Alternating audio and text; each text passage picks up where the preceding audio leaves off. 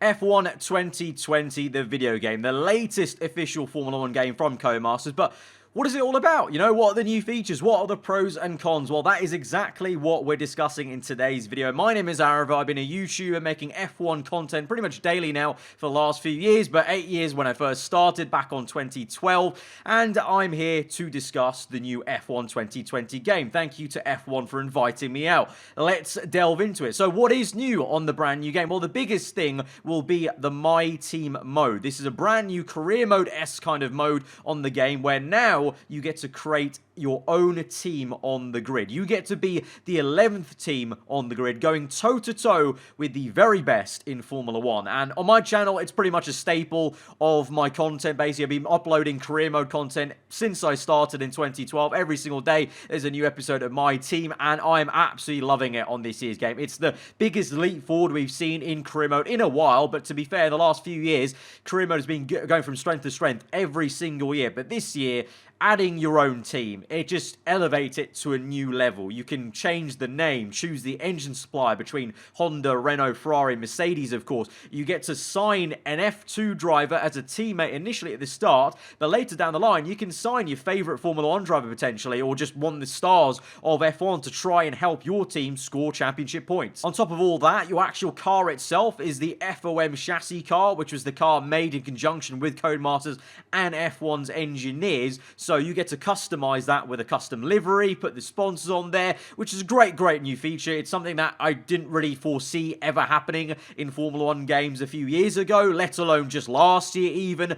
Although I will say it does leave you wanting a little bit more. You know, the customization could be a little bit more in-depth, but I'm hoping that's something that maybe is going to come through in the next generation of consoles when the PS5 and Xbox X series comes out and the F1 game comes to those platforms as well. On top of that, features that were already in the game from 2019, like driver transfers and the R&D, very in-depth R&D tree where you get to try and improve your chassis, aero, and engine endurability, just like they obviously would in real-life F1, so you can try and climb your way to the top. You start off kind of near the bottom with My Team, as you would kind of imagine, and you can make your way up, but like I said, you can sign teammates, and that also means driver transfers, which is always very exciting. In my personal career mode right now, just gone in the last week, I've had Daniel Ricciardo transfer back to Red Bull Racing, Ocon going over to McLaren, Perez going to AlphaTauri, the list goes on, and the game in that kind of sense is really quite fun. You can have a very unique experience to player to player. You know, my Team career mode series is going to be vastly different to, you know, my viewers, what they're playing, what they're going to see, and because it is a video game, thankfully, pretty much every race has action guaranteed, whether it be high-octane racing, wheel-to-wheel battles with the AI, which are improved once again this year to really give you a good fight.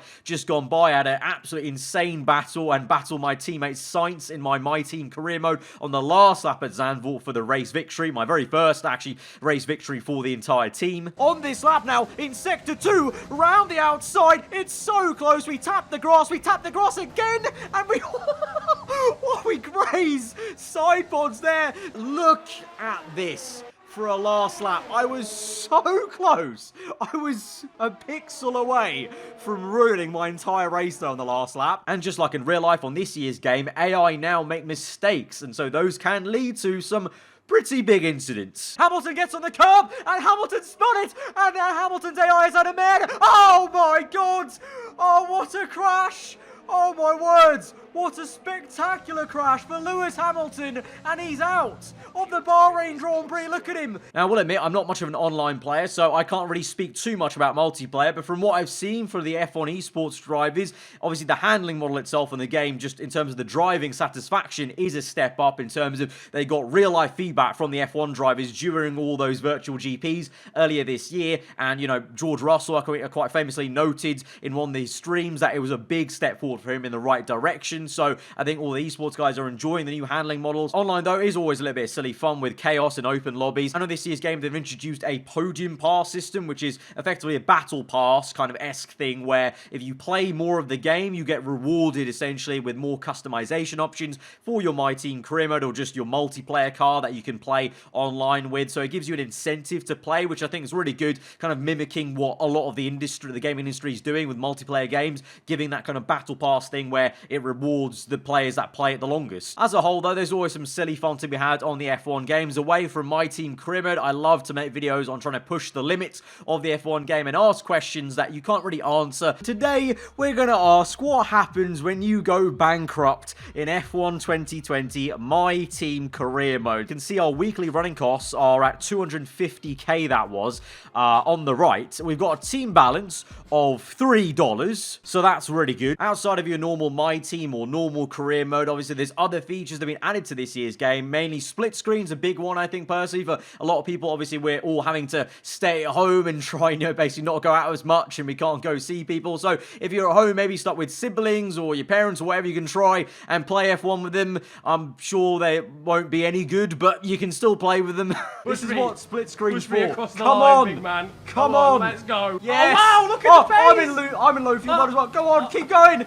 You got DRS. Over the moon. Come on. Come on. God damn it. So from my standpoint, there's a lot to love about the F1 2020 game. It sets us up for a really nice future of the F1 games. I think it'll hopefully be a nice foundation with my team going forward to see what they can do on the next generation of consoles. But as F1 games go, in my opinion, as I said, I've been playing them for 8 years now, career mode religiously, pretty much every single week in, week out, making daily videos. It is the best career mode we've ever got right now on the F1 game. And I think, in my opinion, one of the best sports career modes out there. You know, going to toe-to-toe and pretty much beating other sporting franchises when it comes to the level of detail and things you can do in the career mode with the My Team mode this year. So that's been my little discussion and kind of review, I guess you could say, of the F1 2020 game. If you do want to watch some high-octane action with overtakes galore every single day, you can check out my channel on YouTube. My name is Aarava. This has been a short and sweet F1 2020 review. Goodbye.